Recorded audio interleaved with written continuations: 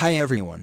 It's fast and easy to switch to a creator account. Tap your profile in the bottom right-hand corner. Got the 3 lines in the top right-hand corner. Then tap on Settings and Privacy.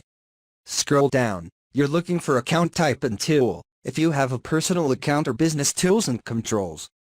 If you have a business account, then to switch to a professional account keep pressing Continue.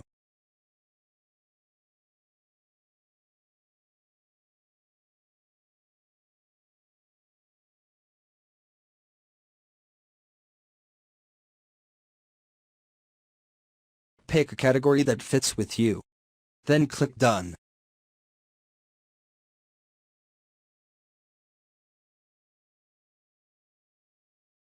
Choose Creator, though I double check that business wouldn't be a better fit. Click Next. And you now have a professional dashboard and a creator account. Thank you for watching this video. Please subscribe to my channel for more videos.